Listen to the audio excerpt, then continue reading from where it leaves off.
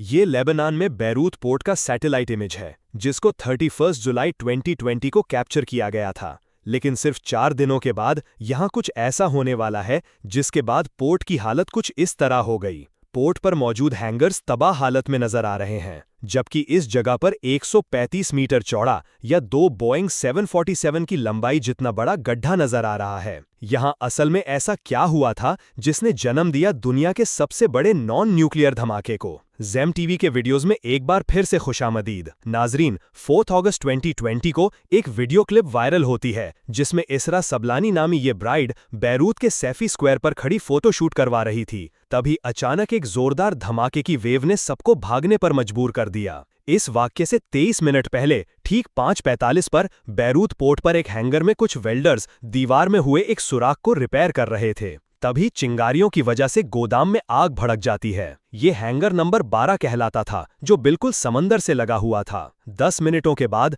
5:55 पर 9 fire fighters और एक पैरामेडिक स्टाफ की एक टीम मौके पर पहुंचती है। आग का जायजा लेने के बाद उन्होंने रेडियो पर फायर चीफ को बताया कि उनको कुछ ठीक नहीं लग रहा, क्योंकि आग बेकाबू होती जा रही है और उसमें से अजीब अजीब आवाजें निकल रही हैं। अभी उनको वहां पहुंचे 12 मिनट ही हुए थे कि 6:07 पर एक जोरदार धमाका होता है। इस धमाके के वीडियोस में देखा जाए तो सफेद धुआं समेत फायरवर्क्स के फ्लैशेस नजर आ रहे हैं। नंबर 12 में फायरवर्क्स की एक कंसाइनमेंट रखी गई थी, जो शायद इस आग की वजह से फट गए। लेकिन ये तो था पहला धमाका, जिसकी शिद्दत 1500 केजी टीएनटी ब्लास्ट के बराबर रिकॉर्ड की गई। अभी लोग समझते कि आवाज किस चीज की थी। 30 सेकंड्स के बाद एक और धमाका हुआ, जिसने पूरे बैरूत को जैसे चीर कर रख दिया। इस दूसरे धमाके को काफी कैमरास में रिकॉर्ड किया गया, क्योंकि पहले धमाके के बाद कई लोग उसकी फुटेज बनाने में मशरूफ थे। एक बहुत बड़ा आग का गोला आसमान में उठता हुआ देखा गया, जिसकी shock wave speed of sound से भी तेज थी। दूसरे धमाके में एक सफेद डोम को देखा गया, जिसने शहर के बड़े हिस्से को घेर लिया। ये असल में पानी का वेपर था, जो शॉक वेव के प्रेशर से बना था। इसके बाद लाल धुएं का एक बहुत बड़ा बादल आसमान में उठता हुआ दिखाई दिया। एक्सपर्ट्स का कहना है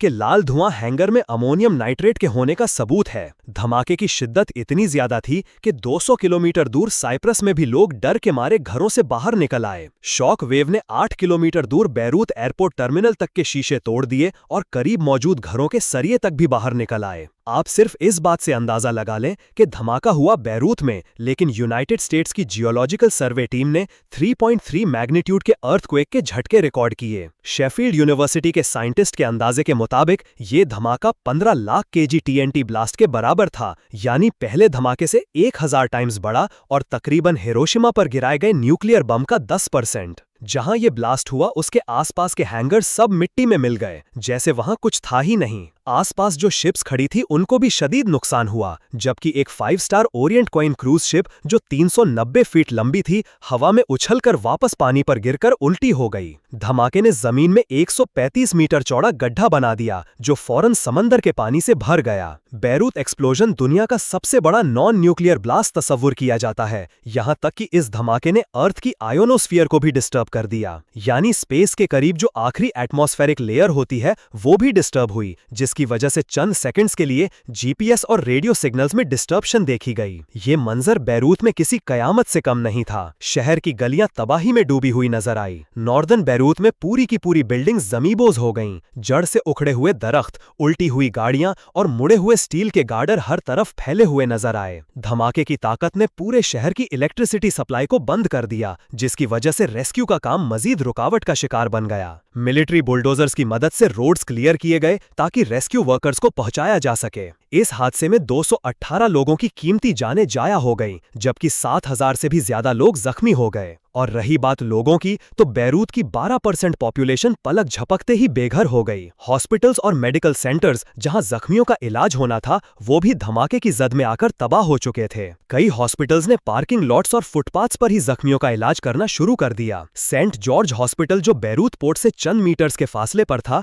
पूरी तरह तबाह होने के बावजूद पेशेंट्स का इलाज टूटे हुए फुटपाथ्स पर करता रहा। लेकिन इसके बावजूद हजारों जख्मियों को सिर्फ इस वजह से वापस भेजना पड़ा क्योंकि फुटपाथ्स पर भी जगह कम हो गई थी। माना जाता है कि ब्लास्ट के बाद बेघर लोगों को बैरूत के उन लोगों ने अपने घरों में पनाह दी जिनके घर पोर्ट के काफी दूर होने की वजह से बच गए थे। धमाके के 7 घंटों तक आग भड़कती रही और काले धुएं के बादल अगले दिन तक भी आसमान पर छाए रहे। सल्फर और जले हुए रबड़ अगले कई दिनों तक फिजा में महसूस की गई। लेकिन कुछ ही दिनों के बाद पूरे लेबनान में प्रोटेस्ट भड़क उठे। लोग गवर्नमेंट की नाकामी के खिलाफ सड़कों पर निकल आए और उन सबका एक ही सवाल था कि आखिर इस धमाके की असल वजह क्या थी। रिपोर्ट्स के मुताबिक हैंगर नंबर 12 का इस्तेमाल किया जा रहा था ऑयल के कैन, केरोसिन और हाइड्रोक्लोरिक एसिड जैसे खतरनाक केमिकल्स को स्टोर करने के लिए, और साथ ही इसमें रखे गए थे 15 टन फायरवर्क्स, यानी एक ऐसी तबाही जो बस होने का इंतजार कर रही थी। इतनी फ्लेमेबल चीजों के बावजूद वेयरहाउस की वायरिंग बहुत खराब थी। ना वहां पर स्मोक अलार्म सिस्टम था, ना ही स्प्रिंकलर सिस्टम। पर हैंगर नंबर 12 में सिर्फ यही नहीं रखा था, यहाँ एक और खतरनाक केमिकल भी छुपा हुआ था। 2750 टन वजनी अमोनियम नाइट्रेट का एक कंसाइनमेंट जो पिछले 7 सालों से प्लास्टिक बैग्स में बिना किसी प्रॉपर सेफ्टी के वहां स्टोर किया गया था।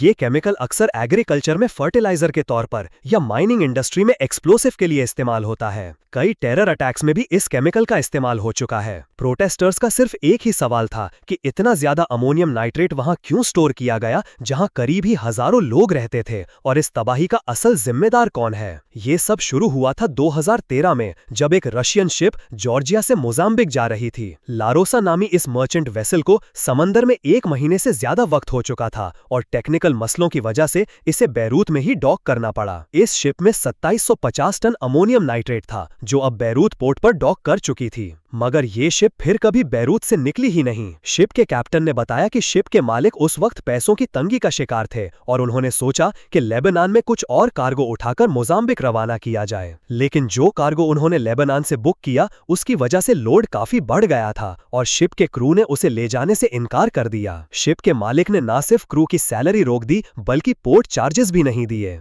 बैरूत में अथॉरिटीज ने शिप के क्रू को अगले 11 महीनों तक उसी शिप में बंद रखा क्योंकि उनके पास लेबनान में एंटर होने का वीजा नहीं था। आखिरकार 2014 में क्रू को रिहाई मिली, पर अनपेड डॉक फीस और ड्यूटीज की वजह से शिप को जब्त कर लिया गया। जो एक्सप्लोसिव कार्गो था उसे अथॉरिटीज ने कॉन्फिस्केट करके हैंगर नंबर 12 में ट्रांसफर कर दिया था, जहां वो 2020 के इस खौफनाक हादसे तक पड़ा रहा। इन 6 सालों के दौरान जब ये खतरनाक केमिकल हैंगर नंबर 12 में बेतरतीबी से पड़ा था, पोर्ट अथॉरिटीज ने कई मर्तबा गवर्नमेंट ऑफिशियल्स को ईमेल्स भेजकर वार्निंग्स भी दी, लेकिन लेबनान की सरकार को कोई फर्क नहीं पड़ा। पहली ईमेल 2014 में कस्टम्स के फॉर्मर डायरेक्टर ने एक अर्जेंट मैटर जज को भेजी और इस बात का एहतियात से जिक्र किया कि ये इंतहाई खतरनाक केमिकल पोर्ट पर रखना बहुत रिस्की है, लेकिन उसे कभी कोई जवाब नहीं मिला। अल जजीरा की रिपोर्ट के मुताबिक इनमें से एक ईमेल ने मरीन एजेंसी से ये डिमांड की थी कि कार्गो को फौरन वापस एक्सपोर्ट कर दिया जाए क्योंकि हैंगर के अंदर की क्लाइमेट कंडीशन इस केमिकल के लिए मुनासिब नहीं है।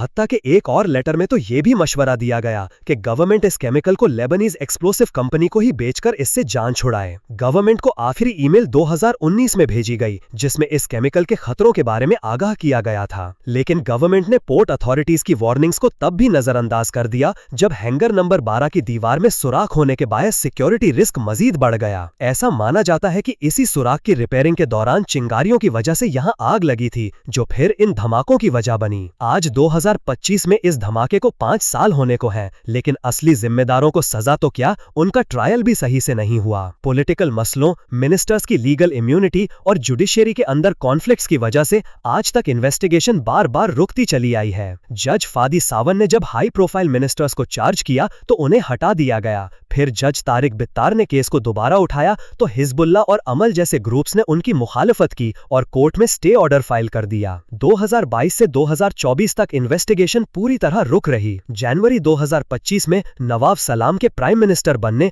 और इजराइल हिजबुल्लाह कॉन्फ्लिक्ट के बाद केस एक बार फिर से खुला। मई 2025 में ये रिपोर्ट आई कि जज तारिक बित्तार अपना फाइनल फैसला 4 अगस्त 2025 को इशू करने वाले हैं, जो कि इस ब्लास्ट की 5th एनिवर्सरी का दिन होगा। तबाही के इस नाकाबिले यकीनी हादसे के 4 सालों के बाद भी बैरूत में उसके निशानात अब भी बाकी हैं। ब्लास्ट की जगह पर एक 8 फुट लंबा स्टैच्यू खड़ा है जो टूटे हुए शीशों, मुड़े हुए सरियों और तबाहशुदा घरों के मवाद से बनाया गया है। ये स्टैच्यू एक औरत की शक्ल में में है जो एक तलवार उठाए उन 218 लोगों की याद में खड़ी है जो उस दिन अपनी जान गंवा बैठे। इस स्टैच्यू के पांव के नीचे एक घड़ी भी पड़ी है जिस पर आज भी 6:08 बज रहे हैं और ये उस धमाके के बाद से आज तक उसी हालत में बंद पड़ी है। उम्मीद है ज़ेम टीवी की ये वीडियो भी आप लोग भरपूर लाइक और शेयर करेंगे। आप लोगों के प्यार भरे कमेंट्स का बेहद शुक्रिया। मिलते हैं अगली शानदार वीडियो में।